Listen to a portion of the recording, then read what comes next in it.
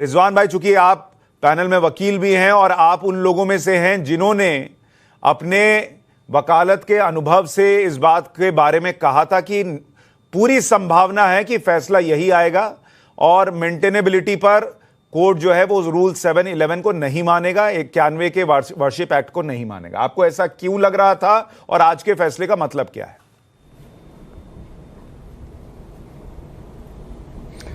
जय हिंद, वंदे मातरम। सबसे पहले देश को, सनातन धर्म को मानने वालों को, माता सिंगार गौरी के मानने वालों को, 5 बहनों को लाख लाख बधाई कि उनकी जो प्रार्थना थी उसको मेंटेनेबल माना गया है और ये मैं इसको एक सकारात्मक फैसला मानता हूं। अब आपने कहा कि आपको ये लग रहा था कि बहुत हद तक कि फैसला यही आएगा। नहीं सुशांत भाई, मुझे बहुत हद तक नहीं लग रहा था फैसला यही आएगा।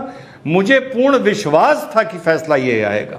मतलब 1% भी, आधा % भी मेरे मन में डाउट नहीं था ये इतने दिनों में जब मैं बोलता था कि ये ही फैसला आएगा।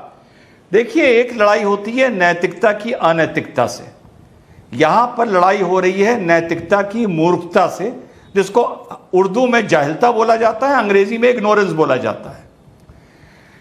माता सिंगार गौरी का मतलब उनके मुद्दे से लेकर 1991 का एक्ट दूर दूर तक इसको अफेक्ट नहीं करता है। पर बदकिस्मती से, खास तौर से टीवी पे आने वाले प्रवक्ताओं को और हमारे अधिवक्ताओं को जो मुस्लिम पक्ष को, मस्जिद पक्ष को रखते हैं, उन्होंने 1991 एक्ट को तोते की तरह रट लिया है और हर जगह ये बोलने लगते हैं। अभी कर्नाटका में ईदगाह ग्राउंड का मुद्दा जब आया कि 3 दिन की अस्थायी गणेश जी की मूर्ति वहां पर रख दी जाए, स्थापित कर दी जाए 3 दिन के लिए, तो उसमें भी कहने लगे 1991 एक्ट का उल्लंघन हो रहा है। माता सिंगार गौरी का पूजा जो रोकी गई वो था एक्ट ऑफ 1991 का उल्लंघन। भाई, जो रोकी गई, जो अलाउ की जाएगी वो नहीं है, क्योंकि 1947 के बाद राम जन्मभूमि मुद्दे को छोड़कर किसी और मुद्दे में किसी भी धार्मिक स्थान का स्वरूप नहीं बदला जा सकता था। लेकिन माता सिंगार गौरी के मंदिर का स्वरूप बेचारे हिंदुओं के लिए 1993 में बदल दिया गया। और स्वरूप बदलने का मतलब केवल यह नहीं होता कि वहां से मंदिर हटा के वहां मस्जिद बना दो।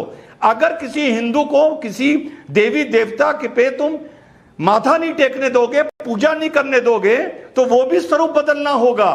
तो माता सिंगार गौरी के मंदिर में जो पूजा रोकी गई वो 1991 एक्ट का उल्लंघन था, ना कि जो अब आने वाले वक्त में अनुमति मिलेगी। अच्छा, अनुमति रिजवान भाई, मैं बाकी मेहमानों पर जाऊं उससे पहले एक बात और बताइए कि अब चूंकि ये मामला चल रहा है श्रृंगार गौरी पे पूजा अर्चना करने का, ठीक है, अब उस पर सुनवाई होगी, कोर्ट में सबूत रखे जाएंगे कि भाई 93 के पहले श्रृंगार गौरी में पूजा अर्चना होती थी।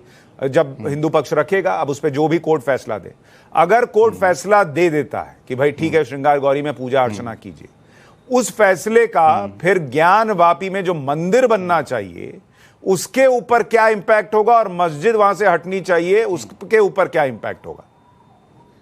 बतौर सामाजिक वक्ता इसका बहुत बड़ा इंपैक्ट होगा। अब बात पकड़िएगा, बतौर सामाजिक वक्ता इसका बहुत बड़ा इंपैक्ट होगा।